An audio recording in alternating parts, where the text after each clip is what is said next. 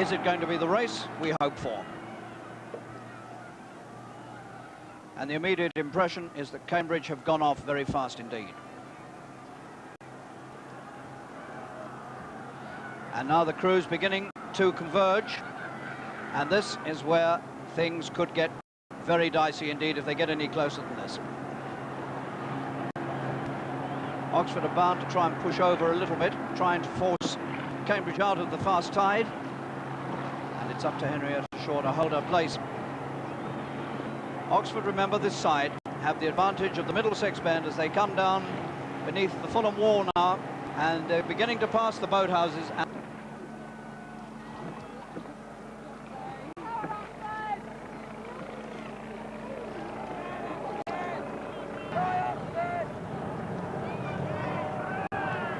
Two crews well over onto the Surrey side as they begin to approach Craven Cottage.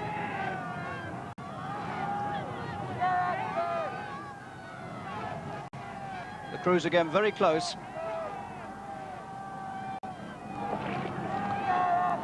And Cambridge are up by just over a quarter of a length, coming up to almost half a length. Not too much separation between the blades of the two crews.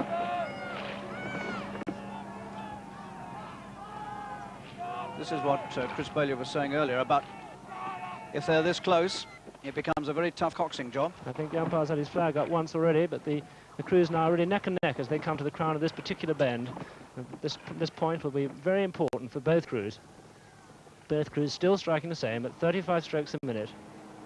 Oxford now nosing in front, but they really ought to be a little bit apart at this particular point of the race.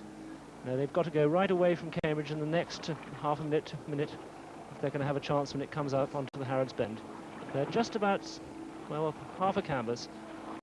And all the predictions about the race being very close are being fulfilled at this point, with Oxford getting the advantage of their bend, but it seems to me just pulling back a little bit each time. Only a canvas between them again.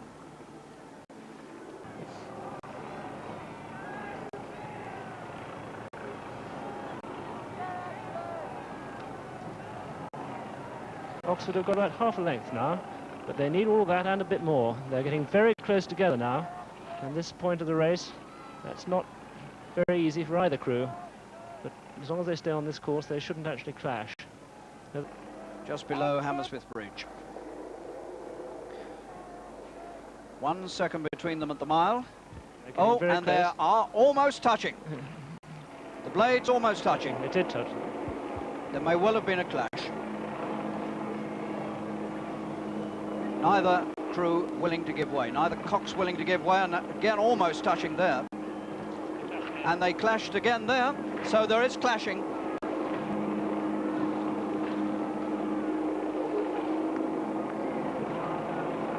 Well, this is some of the most amazing stuff we've seen in the boat race for years here, Chris. Absolutely, they're both pushing for this first part of the bend. The umpire's warning Oxford to push them out. This was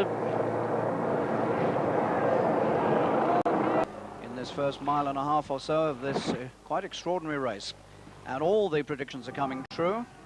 Close race, aggressive race. Neither of these cocks is willing to give way, but umpire Ronnie Howard has persuaded them that they must. And again, there's not much more than a canvas or so between them. 6 feet of canvas. Again, they're perilously close. They've lifted their rate to 36, and they're trying to take advantage of this first part of the Surrey Bend. They're now settling out again, having pulled up with Oxford.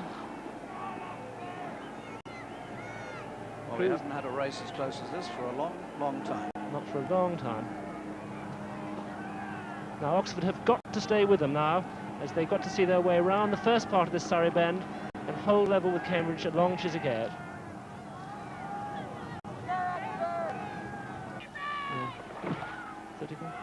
Well, which way is this marvellous race going to pan out? Oxford are holding on to the outside of this bend at the moment. They're very close together, though. The crews, they're interlocking again. The umpire winning Oxford. The umpire's pushing Oxford out. Oxford are trying to crowd Cambridge on the bend. Now they'll have to now pull out They're very close in. The difficulty is that once they clash, it takes more than several strokes to get them apart again. The crews rowing stroke for stroke. Oxford still have an advantage of just their canvas. Oxford getting another warning from the umpire.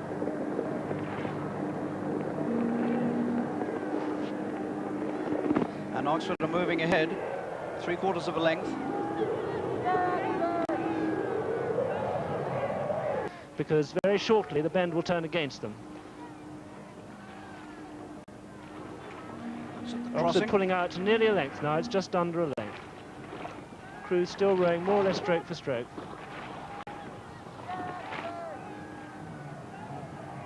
Both crews still at 34 strokes a minute. There's just another minute and a half of bend for the Cambridge crew, and then the river starts to pull away to Middlesex. At the moment it seems Oxford are spurting again, and they would appear to be clear. Cambridge have got to do something now if they're to save this race. And Cambridge, in fact, as you can see for yourself now, have dropped well back. It's a good Must be length 2 lengths. Even more. Yes, nearly a length and 3/4, I think. And now Oxford, of course, can take Cambridge's water as they please, as there's daylight between the boats. Now, this was always the fear for Cambridge, which is that they were a fast-starting crew, but Oxford always showed to be a crew of great stamina, and indeed they're showing their stamina now. As they get further away, they're settling into their rhythm and rowing better for it every stroke. Memorable. Bowman Gavin Cartledge at 2. As we get on the boat is the president, Linton Richmond. Then number 3, the fair-haired Bruce Philp. There he is, the man who switched boats from Cambridge to Oxford. Looks as though he's going to get his win. 4 is Matthew Thomas. 5, Philip Hare. 6, the Australian, Graham Jones. 7 is Bill Lang. And the American stroke, who's done quite a job here. Francis Reininger, Fran Reininger, I think they know him as, in the boat.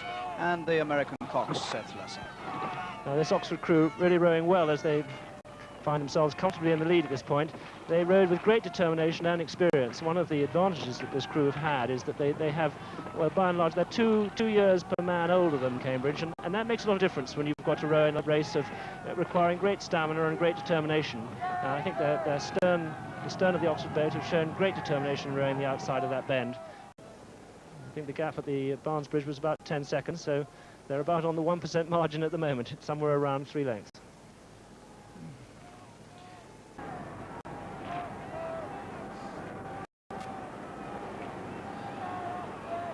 That's not bad time, actually. That's they're going pretty fast. I mean, the time there, the Oxford time at Barnes Bridge last year was 13:57 in exceptional conditions.